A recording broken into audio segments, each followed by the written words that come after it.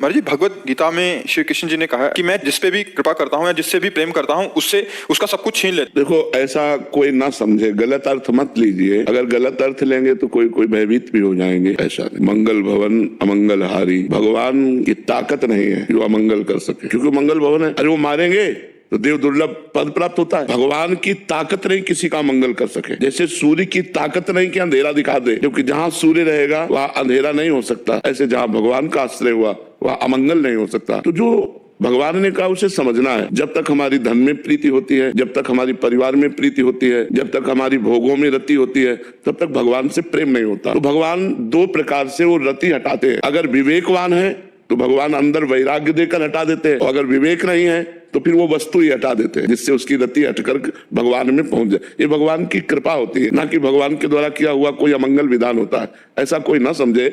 नहीं तो सबसे बड़े महाभक्त महर्षि दुर्वासा से कहा, मैं भक्त के पराधीन हूं, वो महाराज अम्बरीश। अगर भगवान सबका धन छीन लेते हैं तो चक्रवर्ती सम्राट है, बात बनेगी नहीं। महान भक्त हैं, अगर भगवान का ये वचन है कि मैं जिस पर कृपा करता हूं उसका धन छीन लेता हूं, तो फिर अम्बरीश जी का धन छीना क्या? चक्रवर्ती सम्राट अम्बरीश जी। भगवान प्रकट हो रहे स्वयं चक्रवर्ती सम्राट महाराज दशरथ जी के यहाँ। भगवान जब कृपा किए तो सुदामा को सुदामापुरी का निर्माण कर दिया। तो मुझे लगता है हमको समझना होगा इस बात को, कहीं हम उल्टा न समझ ले। तो अगर भगवान की शरणागति से सर्वनाशी होता है तब तो हमारे पास कुछ नहीं होना चाहिए था। अच्छा, पूर्व पाप के प्रभाव से किडनी फेल हुई, और भगवान की कृपा का बल देखो कि इस स्थिति में भी हम आपसे बात कर रहे हैं, हम आपसे बैठकर चर्चा कर रहे हैं। क्या आप भगवान की कृपा नहीं कहोगे? तो भगवान की कृपा दुलार करती है कि पीटती है? भगवान की कृपा देती है कि लेती है? अब इस बात पर देखो, भगवान की कृपा सजाती है या उजाड़ती है? सजाती है। हाँ, सत्य को सजाती है, असत को उजाड़ती है। जो हमारे अंदर असत भावनाएं हैं उनका सर्वनाश कर देती है भगवान की कृपा।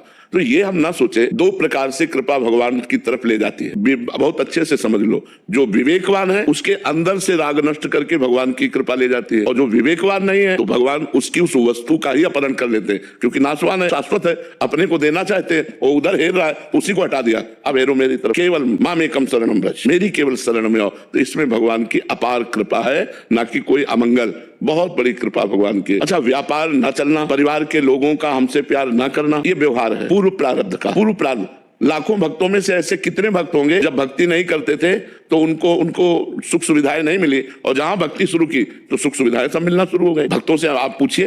तो अगर कहीं हमको ये भ्रम हो कि कृपा सब सुख सुविधा का नाश कर देती है, तो ऐसा हम मानने के लिए तैयार नहीं। तो खूब नाम जप करो और राजी रहो उसी में जिसमें उसकी रजा। आज हमको थोड़ा सा कष्टप्रद जीवन लग रहा है, लेकिन कर हमारा जीवन बड़ा मंगलमय होगा, ऐसा विचार हर भक्त को करके भजन में और दृढ़ रति करनी चाहिए, संशय नहीं करना चाहिए।